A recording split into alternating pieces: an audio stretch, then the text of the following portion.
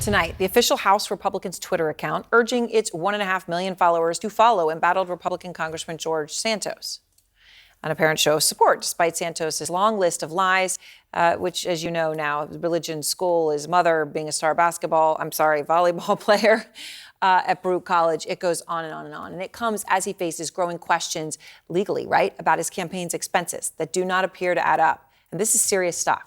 Santos's campaign, in this just one little instance here, listed 37 expenses for exactly $199.99.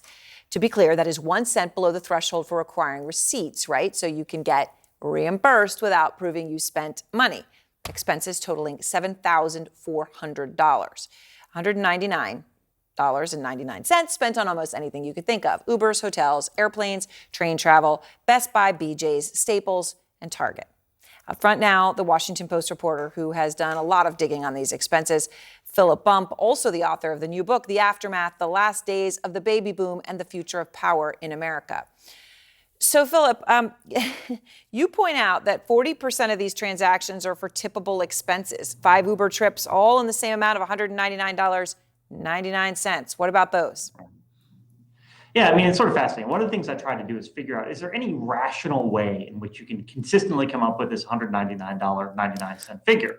And so I looked at things like tipping, right? So we went to the same restaurant in Queens regularly, right? You know, and if you go to a restaurant, you can round up your tip so that you get to $199.99. Uber's a little trickier. If you've taken Uber before, which I suspect most people have, tipping on there is not, you don't normally go in and add a specific number of dollars and cents to do so. But, you know, it is possible that for that category of expense, maybe they finagle the numbers to get to that figure. Okay, and you point out 2 specific transactions. This is out of the tipping range, but where you say the $199.99 charges are actually contradicted by the actual known rates for a company called Clear and Airport Parking. So tell me about these. Yeah, so here it's hard to actually come up with an excuse. So Clear, for example, which people may be familiar with, you pay them a fee and then you get through airport security faster, basically. It costs $189 a year. Now, there's no way to get from there to $199.99. I looked and to see if, you know, maybe if you add sales tax, but you have to have a very specific sales tax of 5.815% in order to get from $189 to $199.99. The odds of that are pretty low, particularly given that his campaign was in Suffolk County, where the sales tax is well above that. And then, of course, you have this thing about the parking.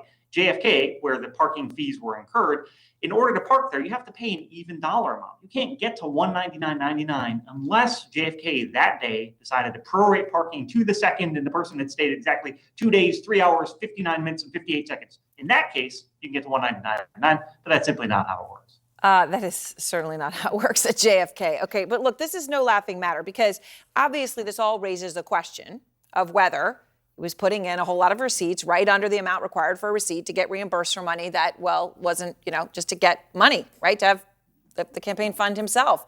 So is there any excuse for all of this that isn't that?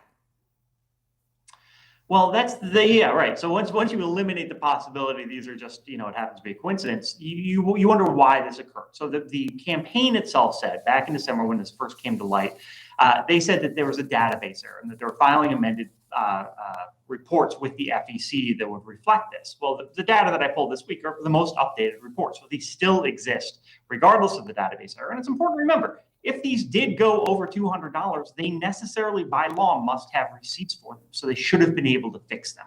They haven't done so. There's no good excuse for why these figures are where they are. And it just leaves open the mystery of why was it important for the campaign to land precisely at this $199.99 number where they didn't have to have receipts at all. And I know we have to pose as a question. I do say, of course, there are some obvious answers staring us in the face, and we'll see if that ends up being the case or not. All right, Philip Bump, thank you very much for that detailed work and reporting. As I say, this forensic reporting and actually doing the math on what sales tax would get to what number and doing the tip is a lot of work. Elie Honig is with me now. He is our senior legal analyst, also the author of the new book, Untouchable: How Powerful People Get Away with It. So, Elie, let's start here with Philip's reporting. So these are serious things, right? This would be, if this happened, this would be breaking a law. This would be fraud. This would be prison. This would be the end. Yeah. What do you think is happening here? So it would be all of those things. It would be fraud. It would be campaign finance violations. We know prosecutors are investigating. And by the way, they should pay attention to Phil's work there. He should work for the FBI. Yep. That's remarkable reporting that Phil did. The biggest tell to me, Erin, is that prosecutors have asked the FEC, the Federal Election Commission, to stand down. And that's what you do when you're serious about a case as a prosecutor. You don't want regulators, you don't want agencies getting in the way. You want to do what you need to do first. And so to me, that tells me a lot about where prosecutors think this is going. In a very serious direction for him.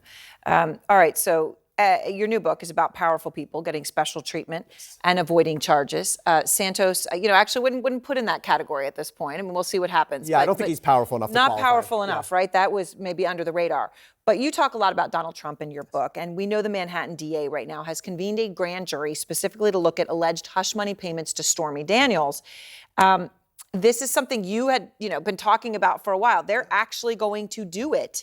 What do you think this signals? So if you're interested in a look inside prosecutor's office, I actually provide that in this book. And what jumps out to me is I report on the fact that federal prosecutors across the street from the Manhattan DA at the Southern District of New York, my former office, did this exact same investigation or investigated the exact same conduct 2 years ago. And if you look at the witnesses that we're hearing day by day, who the Manhattan DA is putting in front of the grand jury, that is the same list of witnesses who the SDNY looked at 2 years ago. What I found so interesting and really, in a sense, disturbing in the reporting that I have in this book is that when it came time to decide, do we charge Donald Trump 2 years ago? He's out of office now. Yep. The team thought they had sufficient evidence, but they decided not to do it for political reasons, as one person on the inside put it to me, for, quote, prudential concerns. And so I think there's a perfect example of Donald Trump dodging justice. Dodging, although now with this coming back up again, it raises the question. And it's so significant that you say they thought they had the evidence then. So it wasn't that they failed and they're trying again, right? They thought they had it, and now someone else might say, you know what, I'm not going to be afraid to hit the piñata. Yeah.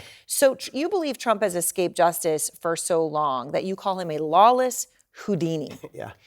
Why do you think he has been so lucky? Because let's just be honest, he's had a very long career in a world, in a city where people are looking at stuff.